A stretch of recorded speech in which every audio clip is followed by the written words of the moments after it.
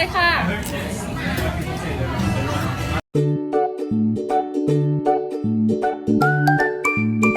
ดาราสาวเอบิเกลในโหมดออกกำลังกายนะคะพี่เอฟซีและพี่เลี้ยงออนไลน์ก็ไม่ต้องเป็นห่วง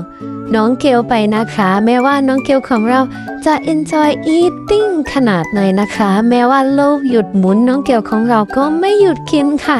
ก็ไม่ต้องห่วงไปนะคะเพราะว่าน้องเกลของเรานะคะบาลานซ์ค่ะกินเก่งก็ต้องออกกำลังกายเก่งด้วย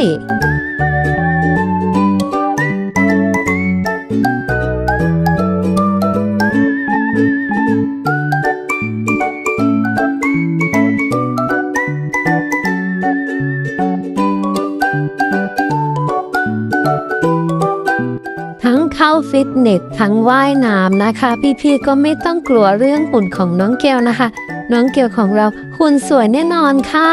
แต่ถึงยังไงนะคะต่อให้ไม่ผอมยังไงนะคะหุ่นแบบนี้ก็น่ารักอยู่แล้วล่ะค่ะน้องเกลค่ะ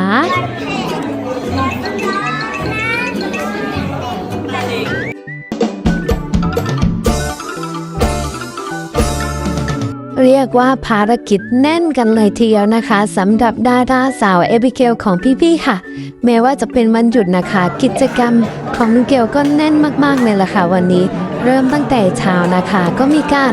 ไปงานบวชของพี่ต้องนะคะแล้วก็ไม่ลืมค่ะที่จะเอนเตอร์เทนพี่ๆในงานโดยการร้องเพลงโชว์นะคะซึ่งน้องเกลของเราทั้งร้องทั้งรำเลยค่ะทุกคน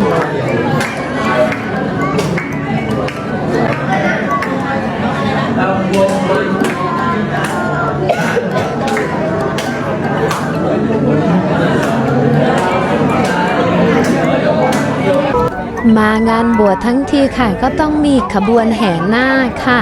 นางฟ้าหน้าขบวนแห่นาคนะคะทุกคนค่ะก็ฟ้อนแบบจัดเต็มไปเลยค่ะเจเกลของเรานะคะก็คือจัดเต็มทุกงานค่ะงานนี้ก็ไม่พลาดนะคะจะร้อนจะเหนื่อยแค่ไหนก็ไม่เป็นไรค่ะฟ้อนกันแบบเต็มไปเลยค่ะนางฟ้าหน้าขบวนแห่นาค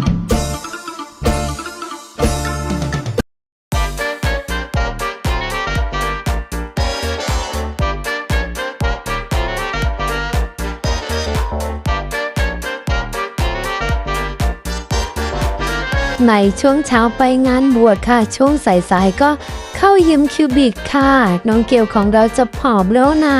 วันนี้แอบรวบรวมความน่ารักของน้องเกลมาฝากพี่ๆค่ะทุกคนค่ะอยากจะบอกว่าน่ารักมากๆเลยน้องเกลของเราจะผอมแล้วนะทุกคนเด็กม